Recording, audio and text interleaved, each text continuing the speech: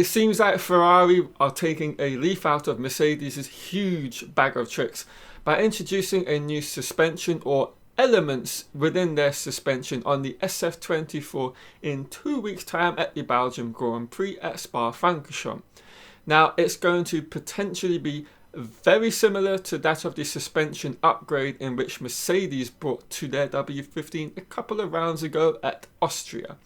Now, of course, for those of you that haven't seen, I did a whole video on what Mercedes have done with their suspension at the Austrian Grand Prix and the trickery that's involved in it. So if you're interested in that, because it has a lot of details with regards to what Ferrari may be potentially doing, click the link in the video down below, or of course in the card in the top right corner of this video. Now, to give a basic understanding without going into huge amounts of details, essentially what Mercedes and now what it seems like Ferrari will be introducing onto their suspension is all about the huge damper slash spring that is encased within the front suspension of both of the vehicles, and of course across every Formula 1 vehicle this season. And it's all about making sure the cars have a stable aero platform, because what the issue that the teams are starting to understand and beginning to get a fix on, particularly with Ferrari now, is with all these aerodynamic upgrades that are bringing more and more load and downforce onto these vehicles, the suspension is just not advanced enough to cope with the additional amounts of load through kind of the high and medium and low speed corners from all Formula 1 vehicles. And this is why we've seen such an upturn in not only Mercedes, but the potential upturn we could see with Ferrari, and them of course being able to utilize their Barcelona package from Spa onwards across all the high speed circuits. And essentially what this does and what it all involves is the front suspension and the horizontal damper that connects both the left and right suspension arms, and when the cars are rocking left and right through the corners, it's making sure that platform is stable. And this is of course going to potentially, because I'm not an engineer and I don't completely fully understand these things, but it should help with the bouncing or porpoising that Ferrari have incurred with their latest Spain upgrade package. So Ferrari could be potentially looking at a very competitive end to the first half of the season.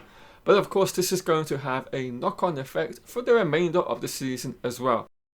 And that's because with the 2024 cost cap in place, Ferrari have already used 50% of their allocation for the season on their two major upgrades at Imola and Barcelona. So there's really not any kind of leeway for mistakes when it comes to bringing and utilizing and upgrading any particular part of the SF24 for the remainder of the season. And having said that, Formula Uno have also let us know that Ferrari's next huge aero upgrade is going to come around the Singapore Grand Prix. So that's quite a way in the future, because a lot of work is now going to be placed on the suspension elements, and it's a good thing that they sort that particular aspect of the SF24 out before bringing further increases of load and downforce points onto the vehicle. Because if they cannot sort out the aero platform across the SF24, no matter how much load and downforce they add onto it, it's going to run into the issues in which it did in Barcelona. Now, what does this all mean for the Hungaroring, as we are of course venturing there this very weekend? Well, with the circuit not particularly being one of such a high speed nature, it shouldn't be too much of an issue for the team running the Barcelona specification of SF24 for the weekend, because mainly the circuit now consists of slow and medium speed corners.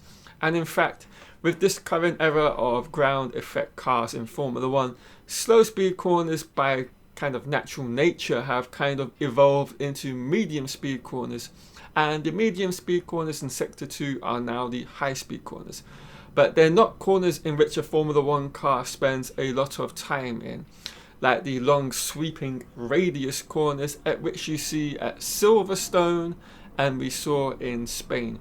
And so this should kind of offset the particular issue Ferrari have with the Barcelona package, and of course the lack of a stable aero platform with their suspension in its current state. And so Ferrari should, hopefully for their sakes and for all of the fans out there, have a much more competitive weekend and potentially see themselves in the mix with Red Bull, McLaren and Mercedes.